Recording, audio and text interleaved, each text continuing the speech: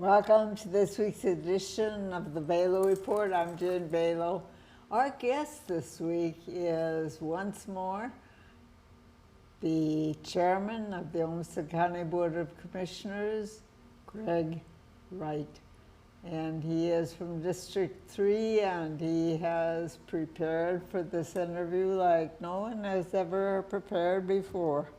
He made a list of the issues from this morning, because Tuesday is Olmsted County Board Day, and we're glad to get him in the afternoon after the board meeting. Thank you, Jane. So, biggest issue confronting Olmsted County right now?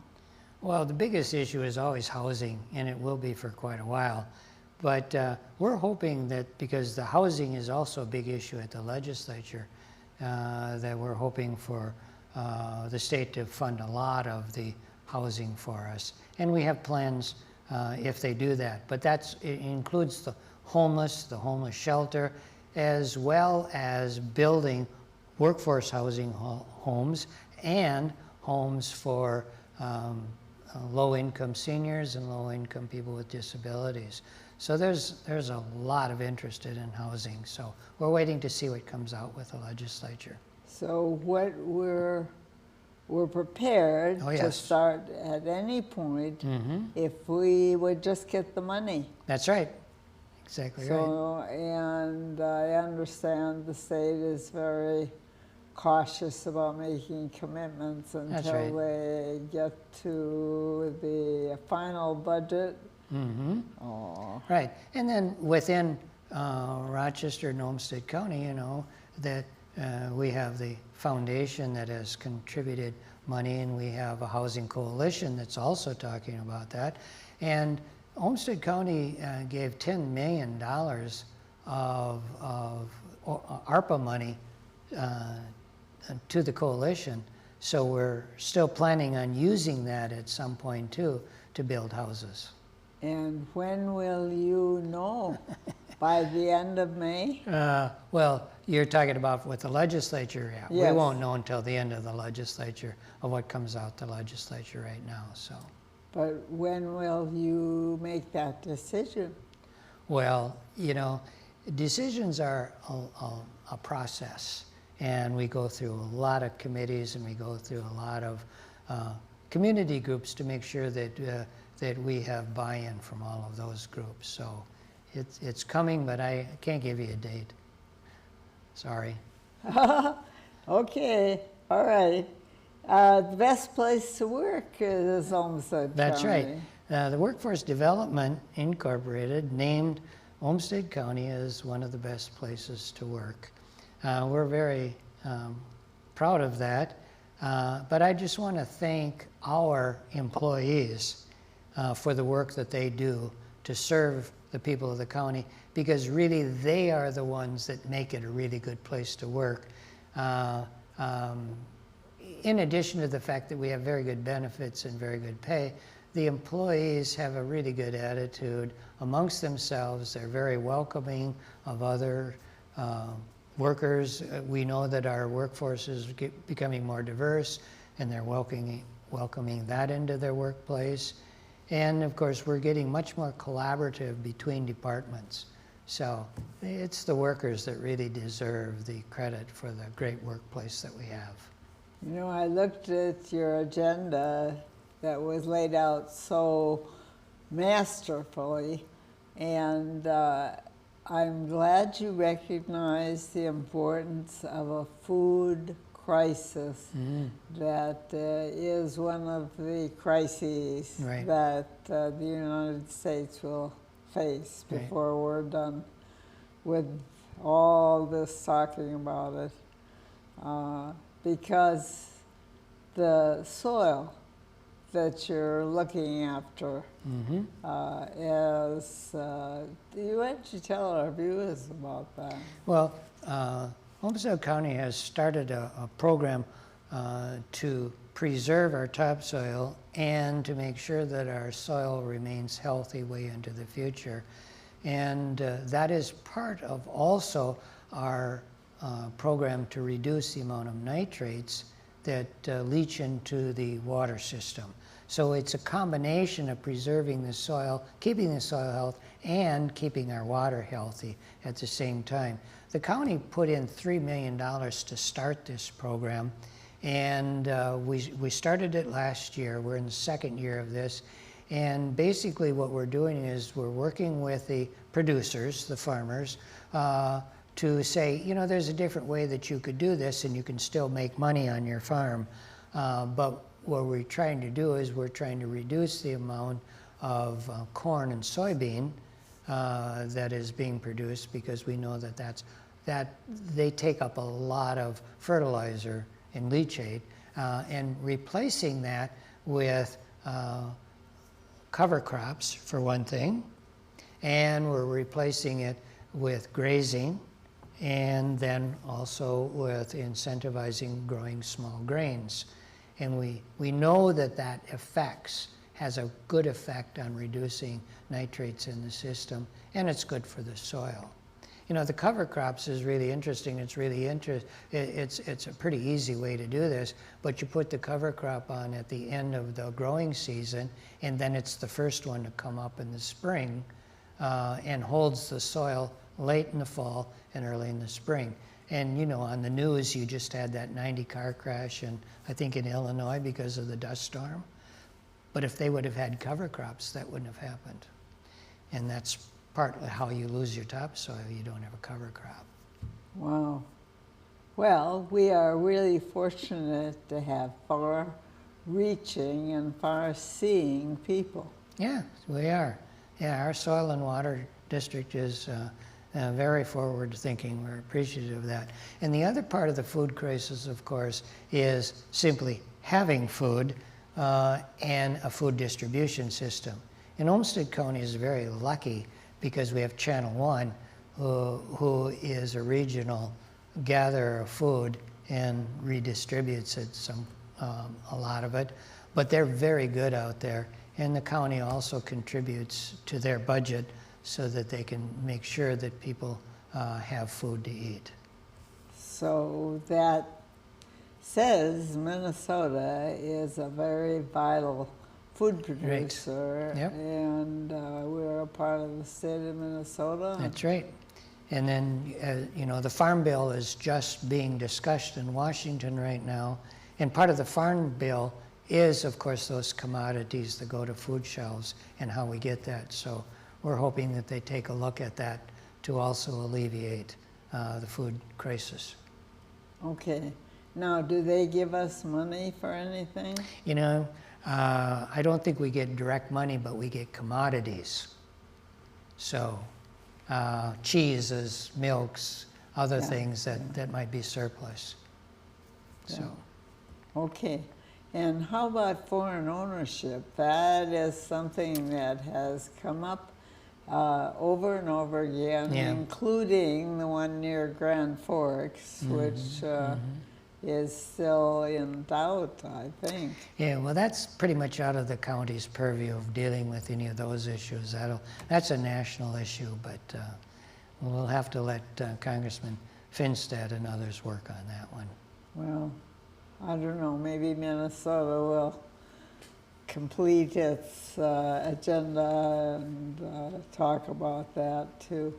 But, okay, now on the 5th, which is Friday, that's this week, that's right. You have a signing, a ribbon cutting at Oxbow. Right, the Oxbow Nature Center is going to have the ribbon cutting. The county put $7 million into a new nature center. It's one of the most visited venues in Olmsted County by all ages, and I've been out there many times, and I see grandparents bring their grandkids. Parents on weekends bring their kids out there. And it's not only the nature center, but they're putting money into a new campground to increase the number of places that we have, and also put them on a higher elevation so we don't have to worry about a flood risk. So that's all going to be part of this project. But the nature center itself is brand new. The exhibits have expanded. We hired more naturalists, and so that we will be able to probably triple, at least double, the amount of educational program that we can provide for kids in the entire region. So we had to cut it off a while back. It was very popular, but we just couldn't take anymore. We didn't have the space. Wow. But and we had one room, and now we have a large room that we can separate into 3 rooms, so we can have more kids go through the nature center. And it's really important that kids learn about the natural world. And if they grow up in an urban environment, they may never know what goes on in nature, and so this is very helpful for them. So this is Friday at 10:30 in the morning. Yeah, that's the ribbon cutting, and then the actual opening of the nature center to the public is at 1 o'clock later on that day. Good, good. So if you're watching this on Monday or Tuesday or Wednesday or Thursday, tomorrow is the ribbon cutting. That's right. And if you're watching it somewhere else, it's still going to be cut. That's right. Okay. Camping spaces are going to be exciting. Yep. Yeah. It's actually because of the zoo. It's pretty much of a regional camping site too, because we get people from all over, not only from Olmsted County. A lot of them come down from the cities and up from Iowa. So it's quite a popular place, and of course it's beautiful, and of course we also maintain the forest there. So it's surrounded by forest land, so there's lots of places to hike and enjoy nature. That sounds like you've done a lot of work on that. All right, waiting for bonding. That we had a member of the city council, Sean Palmer, tell us they were waiting for local government aid and. Right. So we have 3 big bonding issues there. One is the material recovery facility. I'll talk about that in a little bit because that deserves some more time here. Highway 14 and 44, which we'd like to have an interchange there, and then Graham Park, because Graham Park is an economic development engine for the region, and we need to upgrade Graham Park, and we're looking for money there to build a multi-purpose facility. And we need that to develop that regional interest in coming to Rochester. We also need it for our own programming, and we need it to replace some of the older buildings that just have reached the end of their life. And we took down one because it wasn't safe anymore. And if you're familiar, the horse barn is probably the next one that's well, it already has reached its end of life, but we have to replace it soon. Okay, how is your budget? How's the what? Your budget. Oh, well, well, the budgeting is always an interesting process because we have to divide this into so many different categories to take care of the county. And of course, the commissioners are very concerned that the budget is sustainable and livable because, of course, we're funded by property taxes for about half or a little bit more than half of our budget, and we don't want to create issues for our own property owners in Rochester. So we're also very fortunate that in Rochester that we have growth. And as we grow, of course, more money comes in, so then people have to pay less because we have more people paying. So we haven't started we're just at the beginning of our budgeting process. So the city is continuing to use up county land by annexation, right? Well, yeah, they do that every once in a while. I haven't heard that they're doing it anymore, but they have done that in the past, yes. And that creates budget problems for the county? Well, not necessarily, because everybody in the county has a property tax, Yeah. regardless of where they live. Okay. All right. Good news from the legislature. So an increase in county program aid, we'll have to wait until about We'll have to wait to see. I mean, it's in both the House and the Senate. They're different amounts, so we'll have to see how they work it out. But the good news is that both of them have an increase. Okay. So, and county program aid is one of the ways that the county budget used to be funded, largely, and I think since 2002 it hasn't increased, and you can imagine the inflation that's happened. So we've been asking the state to look at this because the only way that we can make up that money is through property taxes. Okay. So this is always good news. If it's 100 million, or if it's 40, or if it's somewhere in between, it's still more money than we've gotten last year. So that's very good. And the other area, of course, is in community corrections. The state law says that community corrections is supposed to be funded 50% by the state, 50% by the county. But over the past few years, the state has funded less and less, and it's gotten down there to where it may be around 30%. So again, the county has to tax in order to make up that amount of money. So there is money in these, both the House and the Senate to increase that amount. So we just don't know how much yet, but that's also good news for not only our county, but for counties across the state. Huh. That does not make sense that the state would decrease its share, and then we end up with a revenue surplus? No, we will never have a revenue surplus, not the county.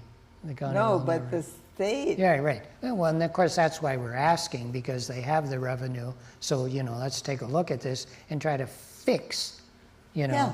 errors from the past. Yeah. Right. Yeah, well, hopefully they'll do that. So The state has a revenue surplus. yes, so- they do. Yeah. And no part of that is pandemic money, probably. No, not No? that I'm aware I'm of that, just but being generous. yeah. All right. Now, flavored tobacco. Well, you know that flavored tobacco is an issue. There is definitely a connection between flavored tobacco and underage people starting to smoke. We also know that tobacco products are associated with cancer, so it's a public health issue. So one of the issues that the county considered is that should we ban flavored tobacco and tobacco products, right? But the county decided that they're not going to take up that issue, all right? So, and part of the reason for that is, of course, that it affects the adult population too, because if you ban it, nobody can get it. And even though that we recognize it's an issue, it's a very difficult fine line of where to draw the line. So how many products do you have to ban in order to protect people under 21? Mm. So we decided not to take up that issue. But the other issue that we will be taking up is that it's against the law for retailers to sell tobacco products to people under 21. We will be taking up that issue because we must bring our county ordinances in line with the state. Good. And the state has increased their penalties for retailers who sell to people that are underage, and ours have to at least match the state's. So that is an issue that's coming up. Okay, all right. Now, nitrates in the groundwater. That's right. Do you have them? Well, yes, we do have them. And in Olmsted County, we're very concerned about that because of our geology. We have very little soil that protects the nitrates from growing all the way to the groundwater very rapidly. And we also can measure that. We know that the nitrates are going about 8 feet lower every year. So eventually it's going to get to the groundwater, and it's very hard to get out of your drinking water, and having nitrates in your groundwater is not a good thing. So of course we want to protect our drinking water, and that's part of our soil health program that we talked about just a little bit ago, by changing some practices, by encouraging different crops, crop rotation, that we know that we could reduce the amount of nitrates that are going into the groundwater. So hopefully we'll have an impact on that, and other counties will join us as well, because everybody has to have clean water, and we have to protect our groundwater.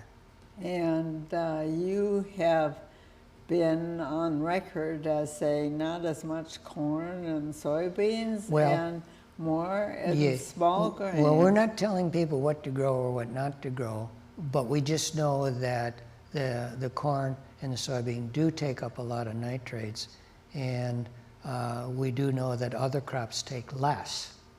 So if we can encourage other crops, then we can reduce the amount of nitrates that go into that. But there is nobody making anybody do this. We're using education, and we're using other incentives in order to get them. And the county has one right now to incentivize producers to look at different practices. Now, climate sustainability is a concern of the county? It is a concern of the county, and it's been a concern for a long time. The county really focuses on climate sustainability in many ways, but over the past 2 years we've done inventories on our own climate situation and what we can do. We came out with a report about a month ago that listed about 32 things that we can do in the county to ensure climate sustainability just within the county. And we'll be acting on many of those as soon as we can. And a lot of the things some people don't think about, but it's also like our trash. That's part of our climate sustainability, of what we can do with the trash to make a product out of it and make it into fertilizer rather than just putting it in a pile and covering it up with dirt. So we take the methane out of it, and we make usable product out of the methane. It's like natural gas, so we could power our vehicles with it. We have the Olmsted Waste Energy that produces electricity, and we can use that electricity then to power our own equipment.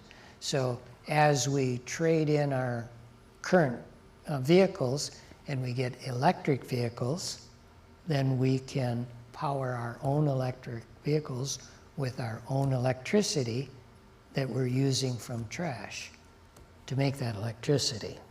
So it's a kind of a big cycle.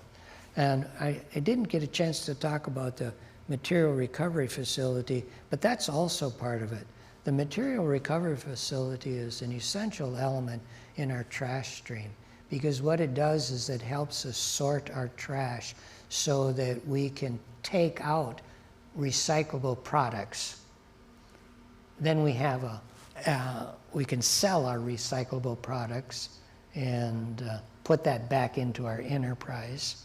And then we take a lot of trash out of the stream before it goes into the furnaces, to the burners. And so that it extends the life of our burners. And so we might not have to build a new one as our population increases, and we might not have to replace one as sooner. The last estimate that I got on replacing the burner was around $40 million. So you can see that it's a big deal, not only in terms of money for the county, but we're also saving the environment by not putting that stuff back into the environment. So what is working with the state to maintain more of your recyclables Yep, here that's than right. shipping them up to the cities. Well, yeah, and you see, we might not have to do that if we have a long-term plan on our waste stream. Because the next phase after the material recycling facility is that possibly we'll separate out the organics. Now, the organics is your food waste. Yeah. Right? So right now you put that in the garbage and we're burning it. But we could sort that out and then we can have another product which goes into an anaerobic digester and that ferments and makes methane, which we can capture, and then we have methane as an energy product, and then the digested, what's left over, becomes fertilizer, and we can put that back on the field so that we have a complete circle then of how we do our trash. So, Okay. yeah, so that's why it's really important that hopefully we get their bonding for that material recovery facility. It's very The important. county has been both criticized and otherwise supportive of the Environmental Commission. Mm-hmm. Yeah. And tell us about the two sides there. Well, we do have an environmental commission, but the commissioners have felt that it really hasn't worked as it's supposed to work. And so we have considered replacing that with something that we believe is more workable. And part of that is that we could use work groups. Because when we're talking about as I mentioned, anaerobic digesters, we're going to have people come in and tell us a little bit more about that. What's the best way to do that? We want not only community people to help us with that, but also expertise that we might have to get from someplace else to help us with that. But we want the community involved. And so one of the possibilities that we're looking at is having a kind of an umbrella organization that would look at not only in Rochester, but the small cities and other government agencies that all have something to do with the environment so that they could get together, put their heads together, figure out where our gaps are, and then have work groups fill in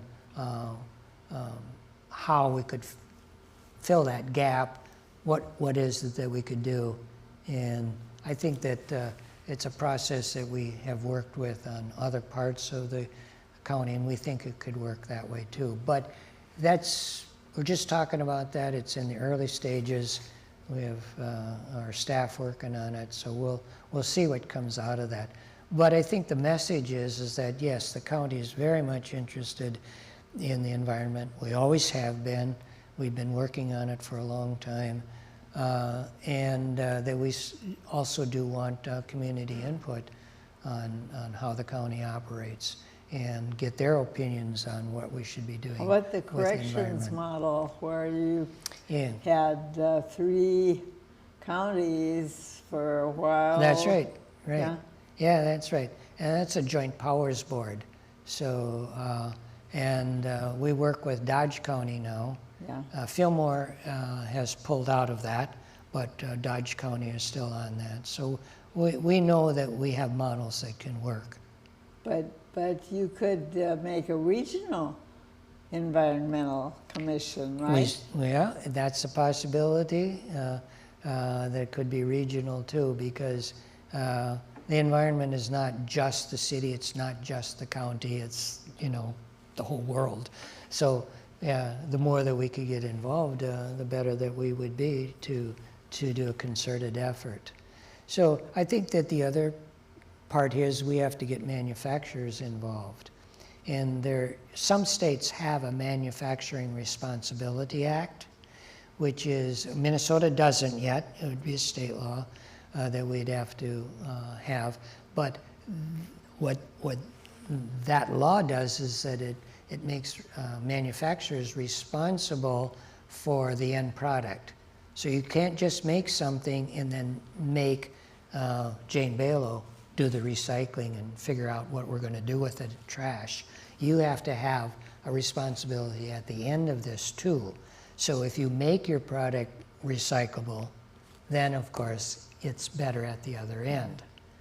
So, and then we'll have to work with educating the public as well, because the public can do lots of things, lots of little things that can make the environment better too. So everybody can contribute to this. The county, excuse me, I'm going to sneeze. The county said that they've been working with the state on FEMA. Yeah, the FEMA has come in and given the county and the city workshops on emergency preparedness. They're required to do that every so many years, and then we have to upgrade our emergency planning every 5 years. And so that's partly what we've done. So we've heard from FEMA and their emergency preparedness. And then our own emergency preparedness group is working to make sure that we're up to date with FEMA and that we have our emergency plans in place. And you're, again, looking ahead. Yes.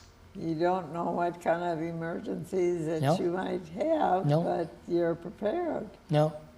The three most likely emergencies are ice storms that bring down all the electrical lines, tornadoes or wind damage, and floods. Those are the three most likely. But it, could be anything, we don't know. Okay, all right. In closing, tell our viewers how they can help you. Who can help us? Pardon me? The viewers. Oh, the Our viewers. viewers. Well, you can help us. The county has many volunteer opportunities. We have a lot of committees. You can go to the Olmsted County website, which is olmstedcounty.gov, and you can find the volunteer committees that you can participate in. You can call your county commissioner, and you can talk to your county commissioner. A better way might be to write them an email and tell them what you're concerned about. And our county commissioners are very responsive to people that contact us. Gregg Wright, the chairman of the Olmsted County Board of Commissioners, thank you for a far-reaching and excellent report on what's happening in the county. Yeah, you're welcome. And you aren't selling the property this week? No, Seneca is not for sale. Oh, okay. Not at this time. Okay, thank you. And thank you, our viewers, for your interest in our county, our city, our state, our nation, and the world. Thank you. We'll be back next week, same time, same channel. In the meantime, have a very good week and a very good night.